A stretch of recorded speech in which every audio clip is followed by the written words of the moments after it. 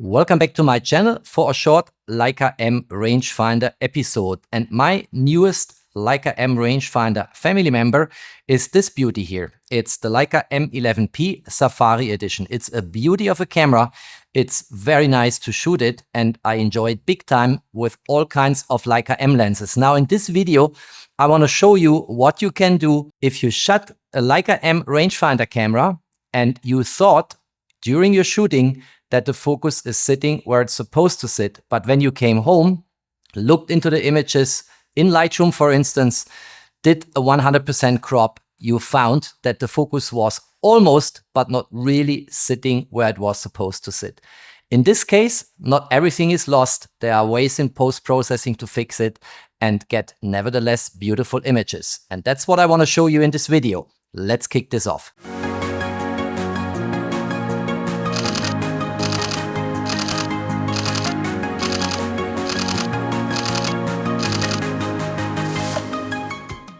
If you have not yet subscribed to my channel, please do so. Subscribe, hit the notification bell, like my videos, share them, help me to grow my channel. Many thanks for that. All right, Leica M photography is probably one of the best things you can do for yourself if you want to become a pro photographer and currently are in the camp of photo enthusiasts. Why is that the case? Because here you actually need to understand your camera. There's no point and shoot way, well, maybe with zone and range focusing. I think I spoke about that a couple of times on my channel. But in general, you need to understand the light triangle. You need to understand methods to focus.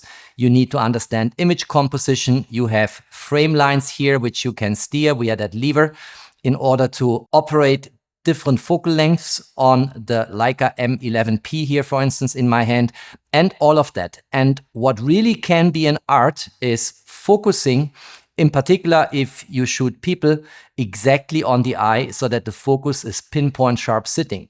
Of course, that also applies to landscape, architecture, reportage photography, what have you. But in particular with people photography, it really makes a difference whether the eye is sharp or almost sharp. And it becomes more and more tricky if you, of course, open the aperture widest, or if you go for, let's say, a normal focal length, like here, the Noctilux 50mm f1.2. That's pretty wide open for an aperture at a focal length of 50mm. Or if you go here to a 75mm lens, or even to a 90mm lens, the longer the focal length, and the more you open the aperture, the more tricky it will be to find the focus sitting exactly where I want it to sit, because you get a very, very shallow depth of field. And of course, you can make your life easier by using the VisoFlex here. So that's the electronic viewfinder you can place on the hot shoe of the Leica M11-P and other Leica M cameras. And then you have focus peaking, you have magnification in the same way as what you would see on the live view on the LCD if you focus.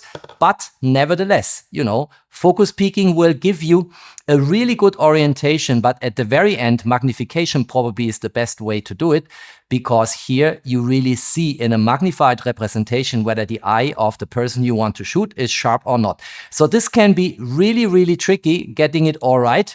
And I think sometimes, and that also happens to me, and I shoot Leica M cameras for many years, sometimes you are in a situation where you thought your shooting went well and you come home and you get your raw images to your MacBook Pro and you open Lightroom, import the images, look at first sight, they look good, maybe dreamy, nice. I'll show you a few examples in a moment, but then you find out when you crop in by 100%, the eye looked sharp, but it's not really sharp. And then not everything is lost. And in this video, I want to show you now in Lightroom my personal workflow, what I do if I messed it up. If I thought I focused in the right way, but the eye of the person I wanted to shoot is almost sharp, but not sharp in a way that it is pleasant to look at it.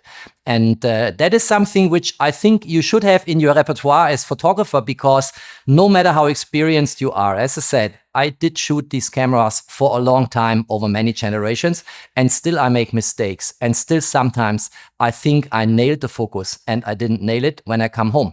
And then you don't want to throw away all your footage, right? You want to repair it. And as I said, the longer the focal length, the wider open your aperture, the more difficult it gets. And even with experience, you can make mistakes.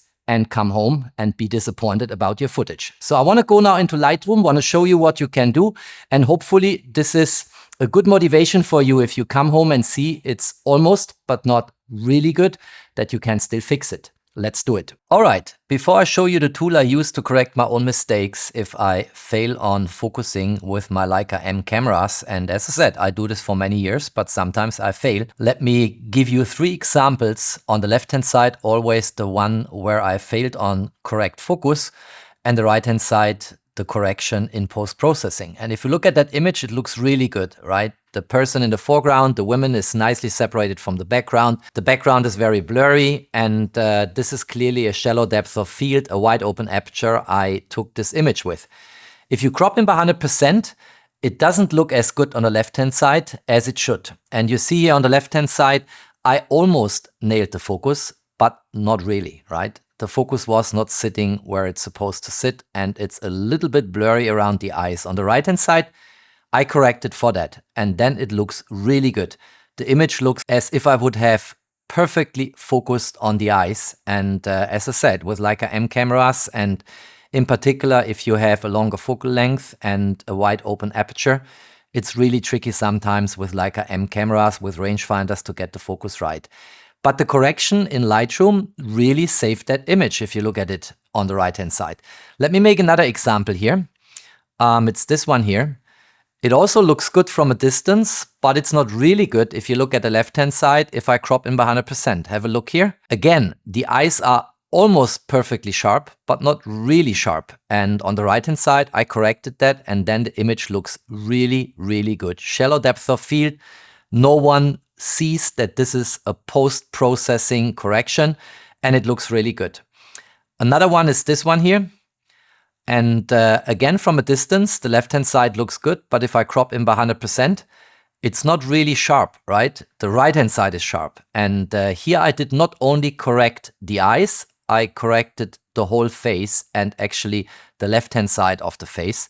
And the right-hand side is still a little bit blurry. That's allowed because it's more far away from the camera, and I did shoot with a shallow depth of field.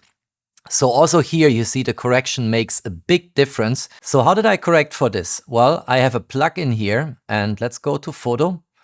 Let's go to Edit In. It's from Topaz. It's called Topaz Sharpen AI. And I open this. I edit a copy with Lightroom adjustments in case I've already done some post-processing here on the image. Go into Edit. And let me get the crop right here. And then look at that. This is without sharpening. This is after sharpening, and here it's now the whole face, and it's very natural how this occurs. It gets a lot of structure. You have different options here. You can go for standard, then it looks a little less aggressive. But what I used here actually was only selecting the eye. So let me go to select here. Let me go to refine. Let's actually clear the mask. Let's go to add, and let's just do corrections to the eye, not more, not the whole face. Let's go here. Let's go here, and let's get a mask here. Let's go to update, and then look at that. This is before, this is after correction. You see the difference? This is massive, you know. Of course, you can go to the whole face. I didn't want to do that here, so I only applied it to the eyes. And that's the way basically I corrected these images and saved them. And it's a really, really useful tool you can have. Let's get this saved into Lightroom.